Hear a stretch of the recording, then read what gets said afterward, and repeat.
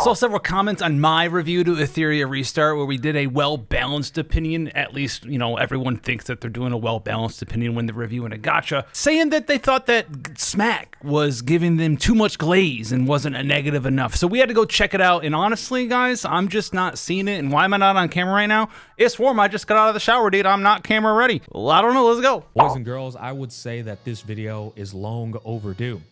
I have officially reached level 100 in Etheria Restart, and I've easily dumped to the shell, as I'm all reason when they get asked about the game, all they can utter is nothing but negative, and they ignore all the good aspects. There are a lot of good aspects. It's truly one of those game. games that's got a lot of flaws to it, but it's also got some really strong points that if you're the type of person that enjoys a game that has good strategy, or you want good team development as you're building up these characters, and you want to think pretty hard on the abilities and how they synergize with other characters, this is a game that can truly give you that itch. But on the other end of the spectrum, it's got some things about it that are very annoying to deal with. Some limitations. In life, in the realms of economy, as well as a RNG system. There's a balancing act that really needs to be tackled with care when it comes to RNG and economy, and I feel like that's one of the weakest points, without a shadow of a doubt, of Etheria Restart. Hey, yo, dude, nice Give microphone, a thorough perspective on this game's flaws as well as its strong points. Okay, before we get into like all the criticism, I want to start off with some of the good things. In fact, some of the most positive elements of this game that keeps me logging back in every day. How did I get to level 100 and put in probably somewhere around 200 hours since it's only been out for a little over a month? No, it's not because I'm sponsored. Obviously, that's a little bit of a reason, but the majority of the reasons of why I keep coming back to this game boil down to why I love turn-based gaming in the first place. It's strategy and team development. It's true. I'll give you a quick example here. So first and foremost, I haven't conquered this game yet. What do I mean by that? Well, in Wuthering Waves and HSR, one of the points you get to relatively quickly. Oh shit, he's on normal. Then it gets to a point where doing the gear farming in these games are just brain dead. Like, you can click on anything. If this was WoW or HSR, go in there. There is no thought whatsoever. They just get clapped. Whereas in Etheria Restart, these and anybody who's playing this will tell you, these modes are unbelievably challenging. I dare say this is the most difficult game in the entirety of the gacha space, debatably for sure, when it comes to clearing its PvE content. They don't just hand you the gear farming on a gold, silver, or silver platter. You very much have to concoct teams to go up against these modes. Yeah, and you will still like E7 and stuff. Like each of these different farms has like a gimmick you need to overcome, which is fine. It's cool. Shit handed to you. And that's a bit of a reason why I keep logging back in. I don't feel like I've conquered the end game yet. Like, if I go to Grim Pursuit, I've done Inferno on everything, right? But I can't auto it. I damn sure can't auto this dude. Like, fuck this guy, bro. He is a real dickhead. That's because he's just RNG incarnate. Shadow Flame Hoyan. I can't auto Sharon yet either, but I can auto Nico Nana, Shadow Flame Hoyan. I'm still working on these two. And then over here in Threshold mode, I can auto the hell out of Doki Doki. I'm autoing Aurora right now, but sometimes I take a L, but I cannot for the life of me auto this guy. And so these are still like task and motivating factors that keep me coming back and going, okay, who the hell do I need to build up, or what build and like, what gearing am I missing that's preventing me from tackling and mastering that aspect of this game? I know that might sound ludicrous to some of you guys, but for me, I'm a grinder at heart. And so these type of variables motivate me to keep playing. I love that type of stuff. I actually hate the idea that WoW and HSR and other games that are similar allow you to just steamroll through their in-game PvE content, because it leaves me with a feeling of emptiness. There's no real like motivating factor for me in the realms of strategizing and team development. Whereas in this game, guys, I'm proud, like and tremendously proud when I go into Doki Doki Inferno mode and I look at my my team here and I go, wow, this team can go 7 or 8-0 without failing a single run in continuous battle. And no, like that's a big thing. Like, I think that's why people get so mad about not being able to clear stuff. But like, once you do it though, you're like, damn, I did it. You know, it's almost got like that Dark Souls-esque feeling. Like a lot of these gacha games do, where it's like, I put my Wyvern 13 one-shot team together for the first time. You get that same sort of feeling. And it's like, oh, get that dopamine where it's like, win, win, win, win, win. You're like, I did it. I understand. I fucking cooked, and I speed tuned them perfectly. And I got this guy here to freeze them, CC them. I got her in case I get one tap. This is my DPS. She speeds her up so she gets the 3 charges. She's for my speed. Is Giada strong? Well, we all know how. Is this why you have a hard time with Terramaton though? She put a lot of lattices into Giada. I'm guessing. Regardless, there's multiple teams you can do. I'm guessing. And develop to overcome the Inferno difficulty of Doki Doki. And that's just one of many modes. This is not me selling you the game. This is me telling you the truth. And Terramaton, fuck this guy. Oh man, he's so annoying. It took me a long time to beat this dude, but I finally got some teams together to where I can get it done. And this might be got the double DPS game actively. I'm running a dual DPS, Didding and Yelly, and then I have this guy to strip the buff off of him. I have her to like disrupt the one shot. It's just like all of these little mechanics contribute to true difficulty. Revelation. I guess to sum all that up, guys, PvE isn't HP inflation difficulty. Now there's a little bit of HP inflation in there, but the majority of the difficulty of these modes is actually strategizing, is actually like CC mechanics and making sure you read what the boss does and what the other enemies do, and then putting a character in your team to overcome those things. Another thing that I'm going to call out for maybe for both WoW and HSR. Maybe he's having a hard time with this one because he doesn't have like a really dedicated defense breaker. So it's a little RNG. Like Yaley's, I mean, I guess Holden can defense break too, but Holden's probably on a fast build to strip everything off, and then, well, Yaley's not going to go before Lily does, and Deeding probably might have more. I'm just guessing. It's fun. That's part of the puzzle, like he's talking about, right? I could look here and analyze it. So if Deeding has higher attack than Yaley does, then his Lily's buffing the Deeding, pushing it up, and he's just going to shoot some random shit. However, if Yaley has higher attack, then Lily will push up Yaley. Yaley will use her S3. If you defense break it, cool. And then Deeding can kill the arm. And then you should probably be okay after that, unless the boss just pummels the same person over and over and over again. Again, they're just good reference points. The elemental system actually. Well, and the only reason why we're looking at it is because he said he's having, like he couldn't, have it unlock or whatever. Put a that's my only guess. Countered by the enemy in your squad and expect that shit to still work. You will get fucking bodied. And that's beautiful, because what that forces you to do is actually build your account, spread it out, and go in here and say, okay, I'm going up against this wind or grass elemental enemy. Let's come over here to these fire teammates and see what I'm working with over here. Which one of these guys could actually aid me in that scenario? And so once again, thought-provoking in team development. It could be lattice investment too. If he has like a really invested Giada, he might not be able to have a really invested Yaley too, who's like 4-5-5 or whatever, right? Keeps me logging in every day. I'm not Another massive positive W of Etheria Restart. Best experience in my Gacha tenure by far. With 4-star Masia's 1-1-1. The jargon is SR, but that's a 4-star character. I didn't pay attention to never Yaley. Experienced such value from 4-star characters, right? Everybody knows how good Deeding is, but usually in these Gacha E7 was like this. Hit wonders. Like Bennett was the guy for Genshin Impact at the start. Yeah, sure, you can name a couple of more, but like it's usually like 1 or 2 really broken 4-stars. Everybody else is like worthless. Not in the Noel. This dude has carried my account tremendously. One of the strongest DPS on my entire roster. Genshin doesn't really matter. Competing with my Yelly, who is fully fucking decked we missed out. it. I have every single it is maxed out. Expended the hell out of my lattices. Damn, I don't know then. Still neck and neck, bro. It's just a monster. Must just be the RNG of defense break then. Viper. If I did not build this dude up, I would get bodied in so many modes that I need to progress my horizontal. Viper's super good. This dude saves me in so many modes, it's unreal. I use him for Aurora. I use him for Phantom Theater. I use him for Union. I use him for like 2 different Grim Shell fights. It's unreal how much value he gives to me. That's not all. This guy here, PvP machine. I literally would not progress through PvP if I didn't have Kraken. And we have I use my Lily to speed him up. Kazuya the Reverie. I just delete him with my Yelly. Valerian. Sonya, one of the most broken healers in the game. That's a 4-star. Also cracked in PvP. Dorothy, unpopular 4-star. You better mention scenarios. Smack, you better mention Vice.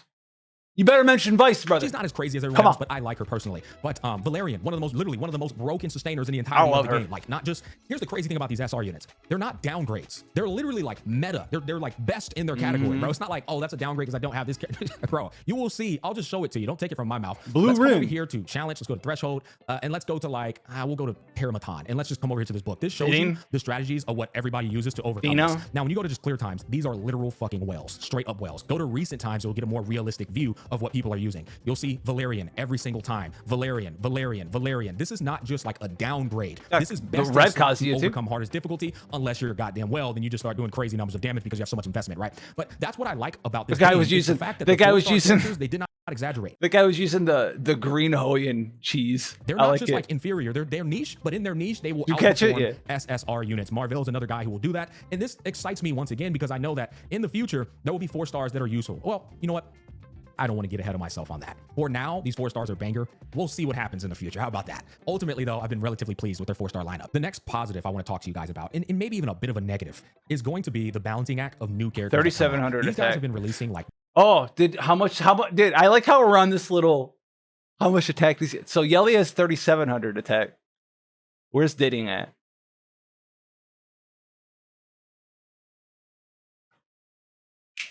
That's why.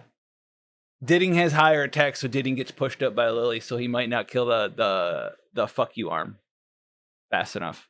Or maybe he's just going for the body and he doesn't kill the body fast enough because he doesn't have defense break for him. Good catch. Good catch.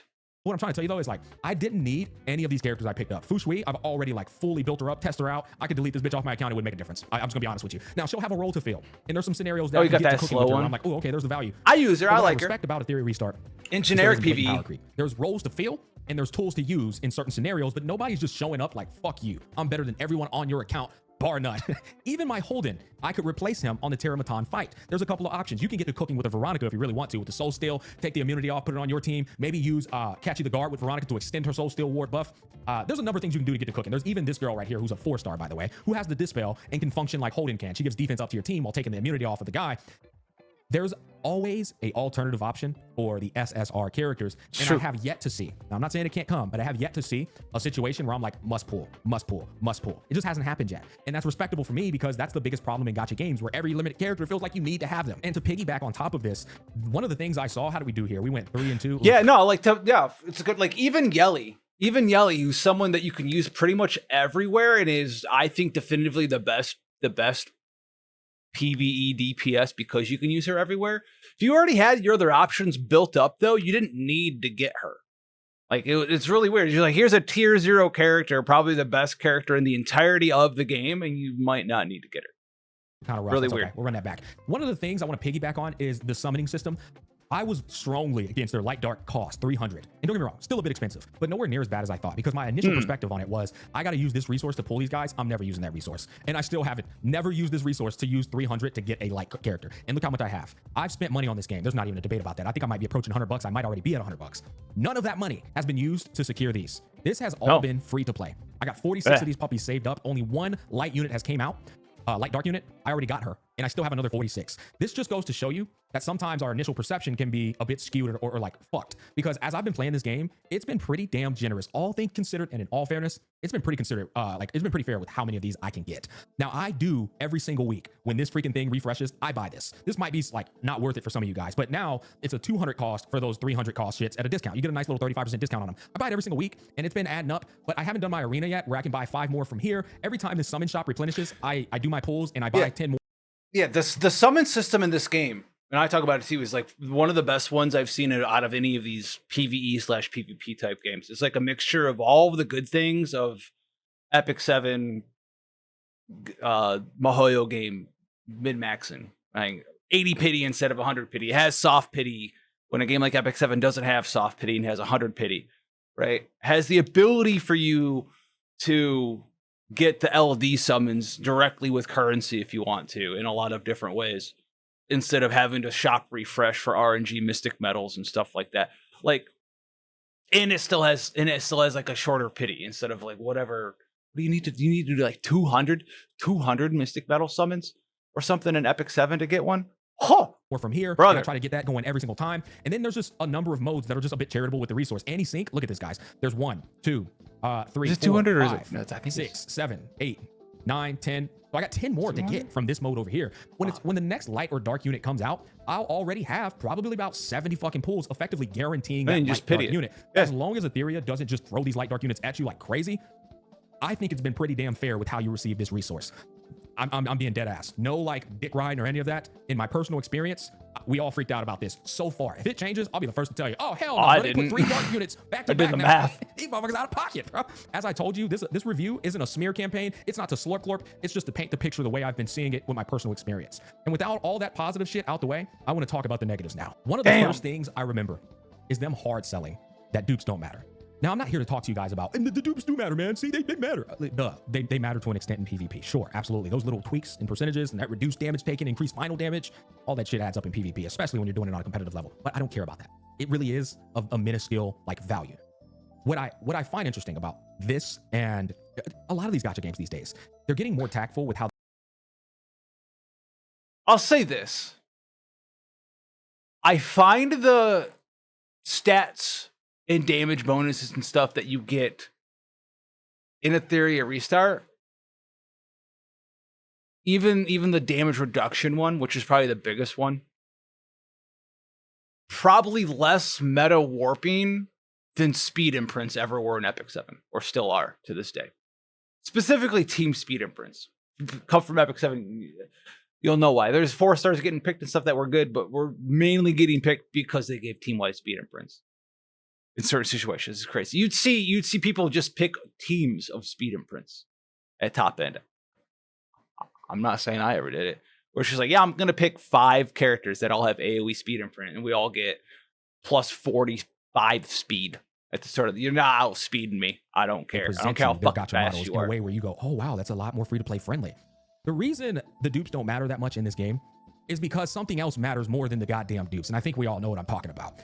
It's the lattice acquisition, as well as the character's abilities. Now, I would like to use HSR as a reference in a positive way. Okay, in HSR, you can go every character on your account go to their innate abilities and unlock all of this in like one sitting, just by going to the correct domain. And you're like, okay, all right, got all my innate abilities unlocked. As we know in Etheria Restart, this shit is a massive problem. It's to no one's surprise, and I'm getting ready to go in on this. These guys in Etheria Restart treat this shit here like gold. Let's see if he hits it for the same reasons that I hit it. Okay, let's see. You are so short squeezed by this. It is unbelievable, guys. You can build up so many characters, but the real value and the real performance of these characters revolves around you filling out these trees right here. And you'll notice my Messiah, who I would love to fill out this dude. This is the most broken DPS in the game. I have a whole section dedicated to shitting on this guy's absurdity and performance. He absolutely has to be nerfed, and I'll explain it to you later. But like, this guy, I would love to invest in him. But as y'all already know, I'm fucking broke on this. They don't give it out enough. But you know where they do give it out at? Damn, you want the Masmacia nerfed? You get it in here for a good price of 31 bucks. You get it again for the good price of 51 bucks. You get it again for 15 bucks. You get it again for 30. You get it again for $100. Oh man, those wells, they might not be mattering much in the dupe section, but let me tell you something, brother. If a well can get those lattices out the shop, and they do refresh that shop all the time, well, you're gonna be going up against a well who not only has max dupes, but also has way more lattices to you, so therefore all of their innate abilities are unlocked as well, and ignores the target's passive when attacking. You imagine how much stronger my goddamn Messiah is going to be in PvP with that perk versus somebody who don't have the PvP or the pay to win incentive to get this shit unlocked. This is why the dupes don't matter incentive was pitched to you so strongly, because we didn't know how short squeezed these lattices were going to be. And so that is a massive problem in this game right now. Not only are you worried about them having a max dupe Messiah, but you're also going to be worried about them having way more lattices. And so all of their characters' innate abilities, which are way more important than dupes, are going to be filled out, and therefore you're even more at a competitive disadvantage. And that's not the only advantage that these guys will have over you. We also have how closely attached, how much of a symbiotic relationship PvE progression is to PvP. Oh my God. He's the first person we've seen today potentially to make this argument. We've been making it for forever. Is that because you're so fucking short squeezed in how you can, what characters you're supposed to be able to build in order to most effectively combat farming stuff, shells, modules in PvE, it warps PvP into a certain perspective too. Build out. This is a prime example right here. Let me just tell you, this girl right here, if you don't have this level 1 tree filled up, I've been telling this to you. If you go watch my last, I think, Yelly video, I was telling you about how important because you have to do certain things. You can kiss Aurora goodbye for 99% of the accounts out there. Like, there might be that one guy with the 5 billion IQ who doesn't have this, but for the majority of accounts, especially if you don't have a double healer, right? You're cooked. Imagine a whale, once again, way more lattices than you have because they're just buying them out the shop. And they're progressing through the game much more quicker than you are, autoing these in-game modes much better with much higher success rates than you are. That's an even further competitive advantage. And that's why you saw so much clapback from people who were like saying, Lily needs to be nerfed and Shadow Sonya needs to be nerfed. It's an after effect of the economy and the squeeze on not just gear and shells and progression that way, but lattices and stuff too. When you factor in all these things, there's no way on God's green earth you can expect PvP to be a real competitive fairness when there's just so many facets of how they can get ahead of you. You know what I'm saying? And that's problematic once again. It's important that lattice distribution gets handed out for not only free to play and budget players, but everyone, so that we can all narrow that gap of a disadvantage when we're going into PvP mode. The next biggest problem I want to talk to you about. I'm gonna expand on that. I'm gonna expand on that for you as well, because I agree with all of those points. But the other facet, why it's such a big deal in a PvP game, is because you're also incentivizing your players to invest in the same fucking characters overall. So when you get into PvP, say we're both like level 70, we've been farming the same shit. We've had this same exact progression, right? Oh, we just lost it. Can I control Z that? No. Same exact progression all the way through. We probably have the same fucking characters level in the same ways, right? Say we both have Lily, it's why you load into your platinum RTA match or whatever. You try to do the stuff on the weekend. What do characters have? Well, they have Lily built. They pick Lily. They pick Kazuya the Reverie, right? They pick Masya. They might pick Yelly. They'll have a fucking random Deeding. They'll have a Valerian leveled up. It's because everyone's incentivized to spend the limited resources for leveling character abilities that we have into the same ones for PvE. And so for the first month, it felt like everyone magically knew what characters to pick against you to take your characters away. They're not psychic. They just have the same characters leveled because they were only allowed to level the same characters that you also were leveling for PvE progression. For the most part. A lot of it. I'm not kidding. You get a lot of it. But it doesn't matter how much they give this to you when the RNG and the economy is so atrocious that I have to max refresh every goddamn day just to combat the RNG and the economy.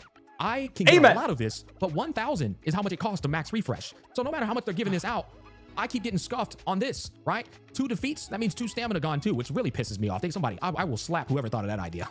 It's like, I can look at this stuff and I can go, oh, wow. Yeah, that piece there, if it doesn't land on speed, probably trash. This piece here, this is an offensive piece. No crit rate. You no don't even damage, roll no that. attack You percent, can't even only roll have it. 2 It's slots. 2 That's substat. trash. It's like the amount of grind you do in a day just to get literal garbage is absurd in this game. The other problem I have is you make it to the hardest mode possible of each one of these modes. Look at what it's showing you. Literal fucking false advertisement. 3, 3, everything is 3 in terms of the rolls. Why on God's green earth, guys, pray tell, am I getting two slots? Right? I'm still getting 2 of this. Bro, didn't you see? Didn't you see? It's this possible drops. That's what Jack would say. It's this possible drops. It's possible that you get 3. It's also possible that you don't get them. I agree. In case you guys can't detect sarcasm, I agree. It literally shows nothing but 3s. What? My favorite one was before they put Dreambot in. Inferno shells didn't even show that it dropped yellows. 2 still, man. And it's like there's almost no difference from Hell 4 to Inferno in terms of a drop. I hope this video is old enough. No way I shouldn't be seeing nothing but 3s with the amount of difficulty attached to Inferno. Yeah, also non-3s are useless. Absurdity. And let's say you finally point get in the a game. good piece. You finally get that one piece that you wanted. Well, now you have to battle the RNG of hoping that the substats land on what you want them to land on. And as I said before, to level up one piece, it costs like 1 million. Somebody can do the math for them, but it costs like 1 million. 680, 780,000. K. Now, don't get me wrong. They have a fodder system here where you can like show the discard it, click down, It's you get a fucking bit trash. back. But bro, 20K, that's barely enough for one freaking upgrade, man. Yeah, and so it trash. doesn't matter how friendly they are with this resource on a weekly basis. You have to max refund. Yeah, if you watch the video previous to this one, you're right. It's fine. The economy will fix itself. Refreshing in this game is a norm. And guys, I don't max refresh in if we watch HSR. that Well, I never video, max refresh. holy shit. It is normalized in this game. You kind of almost have to. Because if you don't, well, then you're never going to get good gear because the RNG is way too bad. And this comes from somebody with good luck. Now, when you take the things I just explained to you into consideration. Yeah, like that. Also, like I have good luck. I have multiple pieces of gear with 15 speed, and I still think it's dog shit because it is. It's just bad. And then you realize how many different modes there are in PvE. We'll just come over here. I mean, we got to do Threshold, right? All 3 of these, which it's pretty diverse in who you need to like overcome these. But it's not just that. There's then Grim Pursuit. All 4 of these Grim Pursuits are needed to farm in order for you to get the right shells to put on the right characters. I would love to play this PvP mode. Which is why we were talking about Shadow, Sonny, and Lily catching so much flack. Characters to play it because I can't get them to drop. I don't have the horizontal development I need to. You're only at Silver 3 with all this gear? That's crazy. I never do this. I'm going to do it like down to the last minute and just spend all day doing it. And hopefully by then I'll have the pieces. I might not. It's been longer than a month already. And I still don't have the stuff You I should be able need to cruise through all right, Silver. let's lock in. Let's really get it shaken now. That's all due to the abysmal RNG and economy right now in this game. It's just so imbalanced. And listen here, fellas, I'm a full screen on this one. I understand very well how important it is to have RNG, a random number generator. I understand how important it is to not give things out immediately and effectively. It literally disrupts the enjoyment of your satisfaction of finally getting those pieces. But there's a balancing act to it, okay? If it takes me 1 week of grind and I've max refreshed 7 days for that week, I better have some goddamn pieces that I want to have. That's just not even enjoyable. It's just like, I'm just beating my head and dragging it against the keyboard. Well, it's even worse than that because like to go back to like this. Where he was at right here. What are we at? Where are we at? 25. When we were just looking at a piece of gear, right? Whatever. And we were looking at the double substat. Like, they need to cut some of the layers of the RNG out, right? There shouldn't be an RNG of like, oh, you get a double instead of a triple drop. Because that's a layer of RNG where like, oh, that piece of gear is just trash. My energy's wasted. And then it's double substat instead of like triple or quadra substat, because double substat, it can only roll X amount of speed, 9 speed, or X amount of attack, or X amount of crit chance, or X amount of crit damage. And it's not worth it for me to roll. That's going to be a bad piece. Throw that shit out here too. It just feels bad, right? There's going to be, even if every piece of gear dropped triple matrix, quad substat, there's still going to be RNG involved as to what is upgraded. Less RNG, yes, because you eliminated like 2 or 3 layers of RNG. And I'm not saying everything needs to drop triple with quad substat.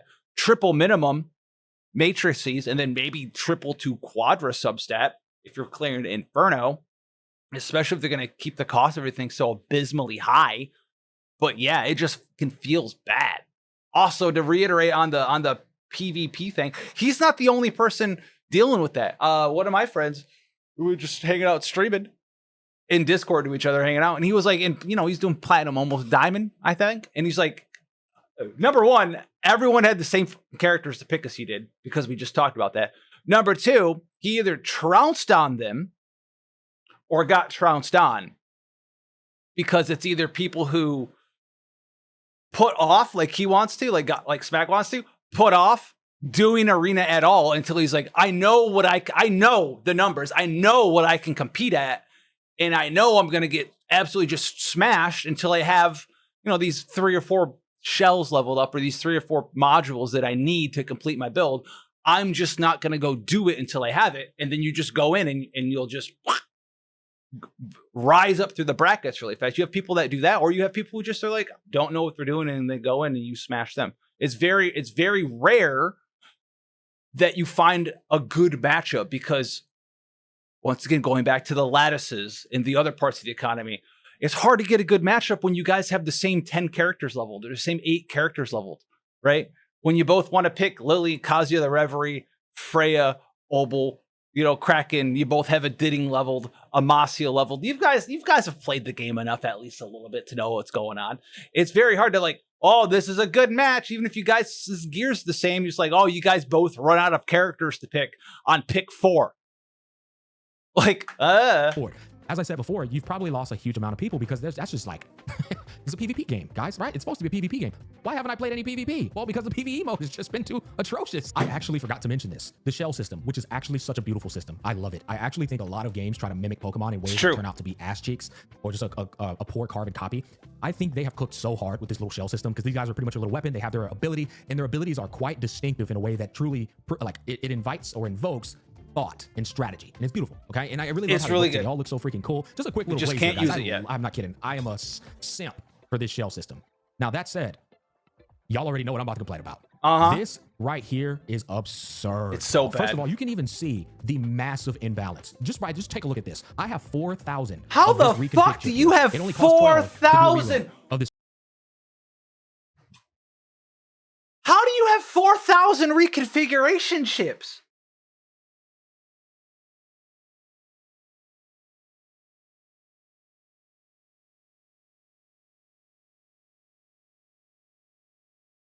Bro, play the where can I learn this power meme? I need to interview 4,000. you. How do you have 30K to re-roll this one? 30K and only 12, right? Look at this, bro. I'm broke. I'm literally broke. It's how do you volumes here? And I reconfig this. I have literally everyone else I've seen's had the inverse problem.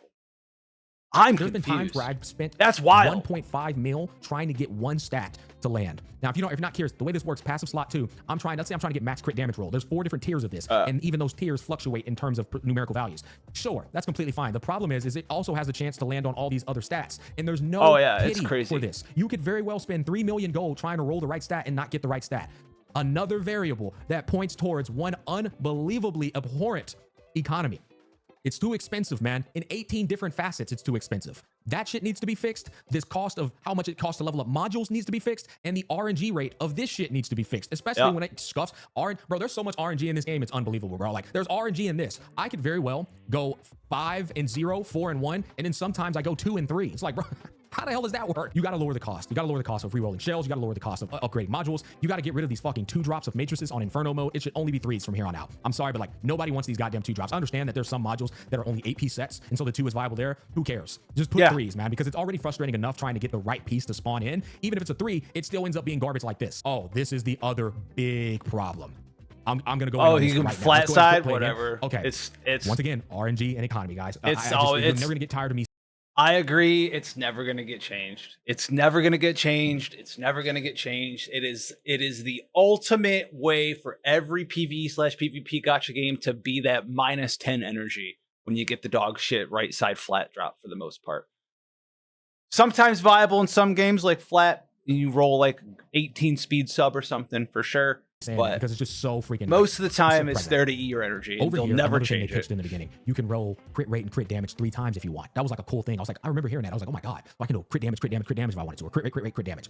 Well, what they didn't explain to you is that you also have the chance of rolling flat HP and flat defense. And let me tell you, flat HP and flat defense are monumentally worse than HP percent and defense. Oh yeah, infinitely. They either need to buff the numerical values of flat defense and flat HP just a little bit more so that they don't feel like dog shit rolls, or just get rid of them entirely, because that adds to the atrociousness of the RNG. Let me just give you an example. If I come over here to my heal Wait, see, wait. I wonder if he knows that I forget what these slots are. This slot right here. Can you see my mouse cursor? Or you can't see it. Whatever. This little strive piece that this Linglo has on. I forget what do we call that? Bracer. And then this thing that's like going through her arm right here. I'm pretty sure one of these can't roll like % attack, and the other one can't roll % defense or something. Something like that as a substat. I don't think it's possible. Linglo, 50% HP bonus is what you get when you get HP % bonus. When you get a flat HP though, let me just show it to you. Flat HP. Here we go. This one here, 3,300 HP versus 50%. You want to know the difference between those two? Well, she has 13,785 base HP, 6,892 versus that 33. It's literally double the value. So when I get flat HP and flat defense, I'm not a happy camper. You know what I'm saying? And it always has good substats on those. Once again, guys, I'm done with all the yapping. I think you get it at this point. We need to improve all of this. And it needs to happen fast because I'm sure a lot of people are reaching that point of just feeling like it's hopeless in terms of even grinding the game. I mean, this is Google Trends, bro. This is right before game launch. Game launch. Here we are now. Shit. Shit. Continuous battle. I have mixed feelings about this. First, if you want me to be completely fair, if I manually beat the mode, I've already proven that I've skillfully overcome it.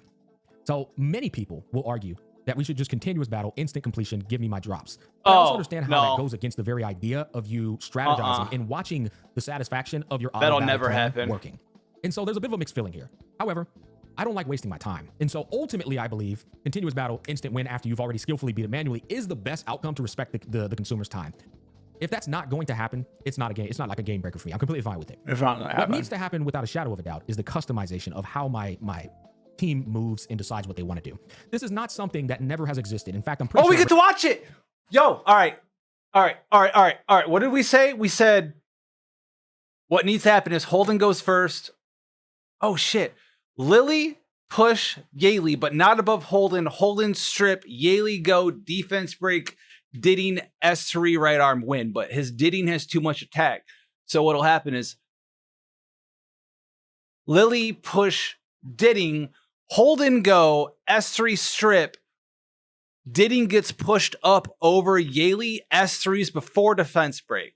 All right, let's find out. Legends has full customization over the battle. There's no excuse why you guys can't have it. I understand. Let's see it. Give a slip to some investors and say, look, they're playing. Are we smart or are we dumb? But you're gonna have a bigger problem on your hands. Or it could be perfect and it just he's not landing defense break. So at least allow people to customize their decision making of their units to increase the success chances. Because right now it's very annoying. I'll give you an example. This is a team I used to overcome Terramaton. But one problem I have is that my Lily's gonna target my Didding because he has the highest attack on the team. I have to literally manually change her attack to be higher than his in order for my Lily to now target her. Why is this a problem? Because if she targets Didding, then I don't get to put my defensive down on Terramaton with Yeli, which means you have to make a faster Yeli. He's gonna miss out on a lot of damage. 60% defensive down is a lot of damage down the drain. And so I'm forced to manual this shit and waste my time. I don't like wasting my time, guys. And so having a customized option somewhere up here that allows my Lily to decide who she's gonna put her twinge wick on would save me a great deal of time and save me a great deal of stress.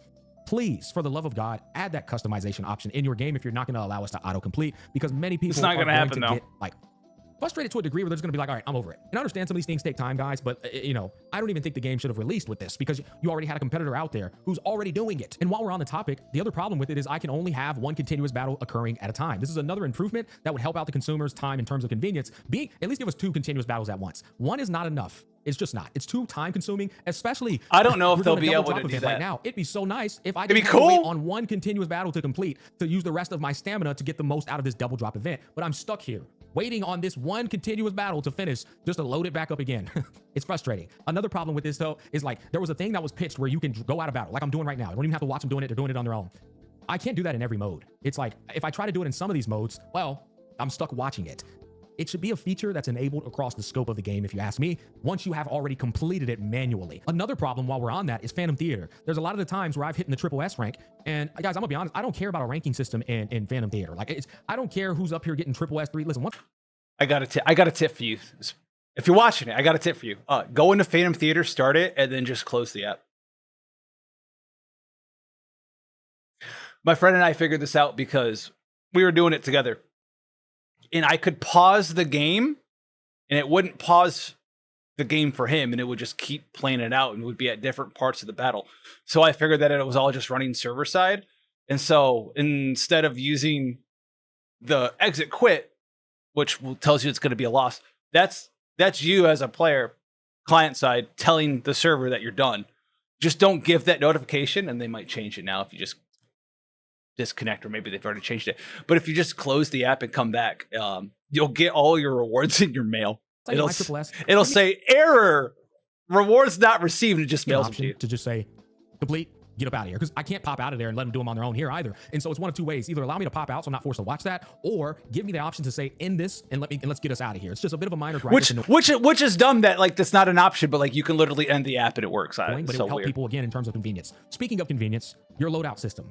It needs some work, guys. I'm not gonna lie to you, okay? The fact that I go into my arena realm, PvP, and my Lily isn't the fastest here because, well, I'm using her in other modes that require the shield over speed, and then I'm over here getting clapped, bro, with a 16.6% success rate.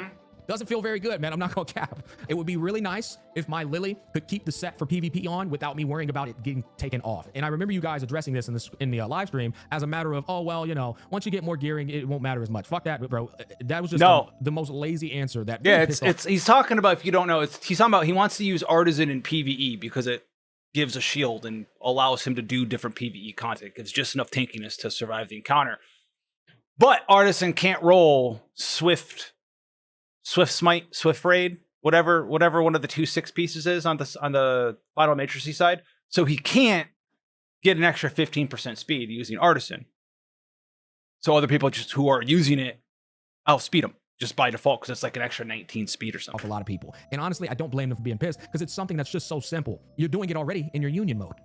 And I mean, I don't understand these things. It's like I try to like wrap my head around it, and I'm just like, maybe I just don't understand that these are more complex. I mean, I don't have a PhD in game design. You know, I'm not a fucking, whatever the title is for doing these things. But maybe it's more complex. Maybe it's more complex than I realize, guys. I don't know. Maybe I'm the idiot. Regardless, we need loadouts for this. We need team loadouts for all these try to limit that we're doing, because what they I forget sometimes the 5 billion IQ strategy I used to get my little win rate over here that's currently 3-1. Sometimes I forget what I did. And now I have to go back and do it, and then I didn't do it right, so now I'm getting clapped. I'm like, I don't remember what I did.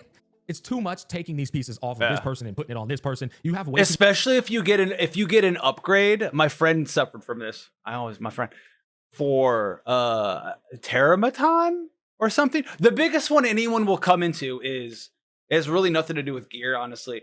But like you go and you lattice investment your Lily push from 20 to 25% or 25 to 30%. You just fuck your clears. Because she pushes too much and she pushes up over your Dina defense breaker or your Kloss defense breaker because you get that extra 5%. Kind of the same thing there. Like maybe you get a piece of speed gear or a piece of DPS gear, right? You put it on your character, like your Yali or your Didion or whatever, but it's got randomly at like 4 more speed. But it's just enough speed that with a normal Lily push, it keeps you above your dedicated debuffer or something, and you just can't fucking figure out why. Many modes that we cycle through, from this to your Grim Pursuit. Very similar thing. We need more loadout QOL desperately, guys. I'm going to be real. On a positive note, I feel like I've been grilling you guys for quite a bit. I actually really like your union. Your union's, for me, it's chill. It's not too crazy to where I have to allocate a lot of time to it. You know, you got to unite your one big thing needs to get changed. You know, clap some people up. You get some nice rewards. We haven't lost one yet. You've got this mode, which I think is also pretty freaking cool and enables people to help each other out by borrowing each other's stuff. I got to do this again to get that to double S. I had some bad RNG, but I actually like what the union system invites. My union's been pretty solid. We help each other out pretty effectively. We assist each other in getting better dupes. I think this system has actually been pretty awesome. And every week I'm looking forward to the reset to get these resources here to help my account progression. I actually don't really have much feedback of the union mode other than great job, keep cooking. Now it's time for me to All right, I got one. One thing that desperately needs to get changed, desperately, is the union front. My guys. Yeah, you know where we're going. It's too much personal. It's going to sound stupid. It's too much personal responsibility for each individual player, for most of the player base, to remember to put themselves in a tower every single guild war. Not only is it too much personal responsibility to have 30 people remember to put themselves in there every week. I know they have 2 days. It's too much responsibility for them. And also the guild leader. A lot of people coming from other games that have guild war where there are certain places that you want certain members to be allocated to. The guild leader or the president or the co-president or whatever it's called in this game has no say about moving anyone around. They can kick people out, but they can't move people around. So what needs to happen is like people just need to be able to set up their teams and have them stay set up or whatever, right? Doesn't like ungear their teams or whatever. Just set them up, leave them in there. And then when registration phase or layout phase or whatever comes out, your guild leader, your co-president or whatever has all of the responsibility to put all 30 people down. That's all that needs to get changed. That's a change that helps more casual guilds than it does guilds that already have like a Discord and already have members that communicate with each other in other ways. If people just want to join a guild and do stuff though, listen, having 30 people remember every week to put their shit in a tower. I know it sounds stupid. It's too much personal responsibility. That is why you'll find the 5 to 10 to 15 bots that you're fighting in some united fronts, right? In Guild War battles that are just bots because there's 10, 15 people that just didn't remember to put their shit up again. You know? I think this system has actually been pretty awesome. And every week I'm looking forward to the reset to get these resources here to help my account progression. I actually don't really have much feedback of the union mode other than great job, keep cooking. Now it's time for me to talk to you guys about a big problem in imbalance. We all know that Lily is broken. In fact, we could just go to each one of these modes and in every single one of them, you're going to see Lily. I don't think it's a big deal, honestly, because everybody can gain access to the Lily, but nobody wants to sit there and reroll for 37 hours. And so either you buff some people to meet her in value, or maybe she needs a nerf, which I don't think she's not escaping a nerf after this season ends. The problem, the reality of it is I can't find a replacement for her that's a side grade. It's usually they're inferior, but they can get the job done. But there's no like real legitimate side grades in my personal experience for Lily. But for me, I'll be honest, not that big of a. Well, there's no other fast character that pushes somebody up. That's all that it is. Like, she's got other stuff that's really good, but she's got a lot baked into her kit, especially with the reset and stuff. The dual attack guarantees like cool, it's nice. What we saw with like Yelly, how it can be kind of like not broken too, right? Yelly can't just pew, pew, pew. Could you imagine how broken Lily would be with Yelly if Yelly could just pew, pew, pew every single time with the free dual attack? But yeah, the push up with the speed in combination with stuff like Artisan, she's just really fun. There's always going to be a best character. Her and Shadow Sonic just happen to be like the best PvE characters. And also, like we talked about before, part of their strength not only is just in their kits themselves, but it also is sort of intertwined with the lattice, SSR lattices that we have, where like you can use them in basically every fight. There's not a fight actually at all that punishes you for bringing a dark character, right? Like Rengo Kotsu doesn't just say you can't bring dark characters like the Shadow Hoyen says, oh, shit on your constant characters, your light characters. There's not something that you just can't use her on. So not only is she just universally good, and what she does is just universally good, speed up, right? Help you use your strongest skills again, speed for the team, and then just push with an extra free attack from your strongest character, which guess what? Hey man, having a support that doesn't need a fully invested DPS set to do damage on her S1 is pretty good when the economy is so trash, right? So, you know, he's not saying she needs a nerf either, but she's an exceptionally strong character, but she's made even stronger in the game because of how dog shit the economy is in the game, and also just happens to mesh extremely well with all of the content in the game too. So now it's a combination of her kit being really good and also being really good in the dog shit economy, and also isn't punished in any real way in any of these fights. Like there could be a threshold fight or a shell fight where it's like, you can't push your team. You can't attack unless it's your turn, right? We've seen a lot of other stuff, but there's nothing in the game like that. And, you know, Lily just wouldn't be good there. And also, there's not another character, like maybe Chiaki the Echo is kind of like a secondary one. Check the Echo's pretty good. Attack buff, speed your team around or whatever, but not to the point where like you can focus and double down and on your most invested character, your most invested DPS on your account, like you can with Lily. And a lot of people don't even have like the S2 maxed out all the way, where it's like 30% combat readiness push. A lot of people with the 20. I have with your balancing is defense. You have too many defense tools to just make defense feel fucking worthless in this game for PvP and in like some of these select modes. Like this fucking guy, what's his name, bro? This dude here, brother, just doesn't care about your defense. But you know who else doesn't care about your defense? No one. This guy. Bro he without a shadow of a doubt needs a nerf more than Lily, because PvP is where he's just way too dominant. Bloodbath I can't helps, tell you but how many times I've tried to like concoct teams to counter him with defense, but you just can't counter him. This man has a fucking passive that says ignore your passive. Yeah.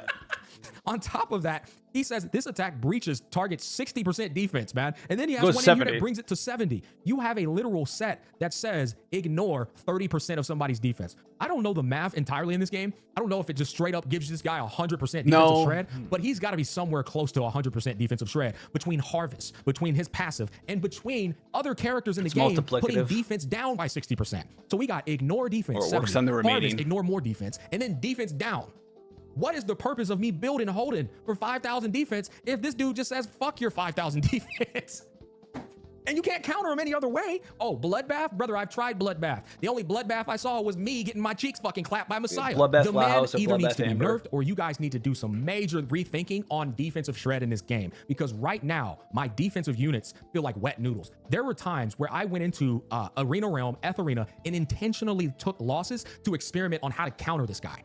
There's no fucking countering him except speed. And this is where I realize there's a major imbalance in your speed. I understand in turn-based games for the longest time, speed has always been king. But it becomes a problem when my defense unit, such as Holden, becomes not a defense unit. I just say fuck his defense, just make him as fast as possible to get the immunity off of him, attack him down. And yeah, now my defense unit is just a speed unit like everyone else. It's some of the shells that we're supposed to be using, but no one can. The shells that counter or help counter those strategies, they're all on fucking Rengo Kotsu. The triple matrices ones anyways, right? So a lot of them. In terms of speed tuning, we still understand how important it is to speed tune. We understand how important it is. Or like the shells that are also, they're like lighthouses earlier in that. I think Amber is too, actually.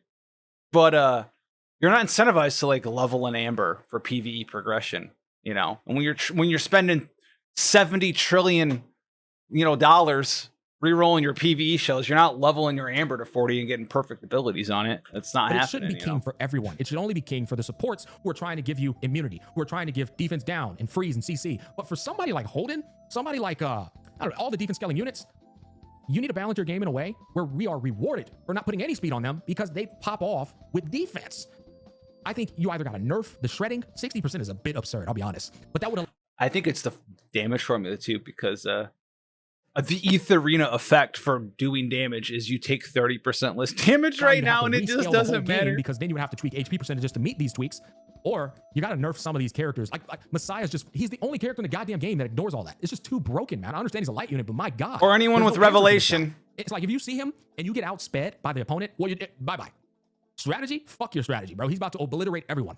And that's kind of problematic. It doesn't feel good. And so that's my last bit of scrutiny in terms of this game for a balancing. I think you need to figure that out, and it will be more enjoyable and more of a fairness in the atmosphere. Now, to wrap this up, just some QOL suggestions. One, I think your workstation and your Chaku ring are completely pointless in a way. I think they're irrelevant. I forgot they were in the game. Room more interactable and more engaging, but it ultimately just kind of feels like worthless. If I go to my Chaku ring, you got friends, archive, hyperlink, charter, achievement, shop, and email.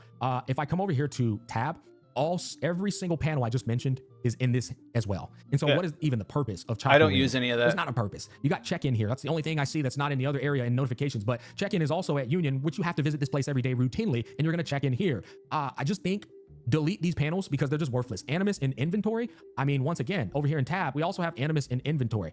We got Animus down here. It's just like you're just at this point just overcooking with your user interface. So delete these two and keep that idea in mind and like make this a bit more cook polished. there, but they couldn't cook for RTA. But it's just like it's kind of an eyesore looking at it. I'm like, oh my God, that's kind of cringe. Why is it even there? Another thing I want to talk to you guys about. It's pretty annoying when I'm looking at my shells on this screen and I'm going, I wonder if I could put this matrix on them. Wait, what is that shells matrices again? I have to come all the way over here to either archive, which is kind of annoying to do, to remember what matrices are available on this little guy. Minor nitpick, but it'd be nice if you had a screen that would just pop up next to the shell as I'm already on my, my animuses and viewing these. There's just right there where it replaces or whatever. Next to this. Click it and it'll show the variety of ones that I can get. Because otherwise I'm stuck having to go to the threshold mode, or I'm sorry, not even that, Grim Pursuit mode, and then come all the way down to find which one, there it is. And I'm okay. Y'all are laughing about how he keeps clicking on all the screens, but I do the same damn thing. I'm trying to I got to get to the shell. I've done that so many times. I do this a lot. I'm like, damn, okay, so he can drop this. All right, cool. It's just kind of annoying. Lastly, I think your events are actually fine. Are they like the craziest innovative events ever? No, but they're very quick and convenient to do for me personally, and they give pretty damn solid rewards. I know I gave a ton of scrutiny to this game, especially consider that I'm partnered up with Etheria Restart. But that's just who I am at heart. If I'm scrutinizing and criticizing stop saying Dreamweave. This is before Dreamweave, okay? Show, like my brother Genizat once said, that I really enjoy this game to the point where I'm passionate about it, to where I'm grilling this shit off, because I like it. I like it a lot. I wouldn't get to level 100 if I didn't like it a lot. I'd just sandbag my ass off. But it's been hard for me to passionately create content about the game when there's so many things that I know have pissed off a lot of people. I hope you guys take all this criticism to heart and improve them so that we can have a better experience with Etheria Restart, because I think the game's got good bones. I think there's a lot of things about it that... What does he mean? What does he mean by that? I'll tell you what he means. Because I go for the same damn things. It's like, why didn't I make a written guide? Or why didn't I do any of this other stuff? Because I feel it's fucking dumb. What is imposter syndrome? It's like imposter syndrome, where it's like, there's some things you really like, but you know there's a lot of really bad fucking things about the thing that you like. Is it imposter syndrome? Anyway, but you feel bad that you're making something about what you like about the game. Like, even if there's like 20% of the game that you really like, and 80% of it you just fucking hate. And you really want to do the thing on the 20%, but when you go to do it, you feel like a liar, you feel like a fraud, right? To your audience or whatever. Like, for real. I understand what he's saying. Thought-provoking team development, but it's pretty rough around the edges right now. Feel like a fraud. This video, comment down below and you let me know if you feel I missed out on anything. I'm sure I did. I always shoot from the hip when I do any of my I think we covered reviews, it. and so there's always going to be some things that I didn't actually address. That's a good one. Peace, love, and happiness. Good one, Smackers. Do this one next. Oh, Smooshin. All right, we're signing off to Mooshin.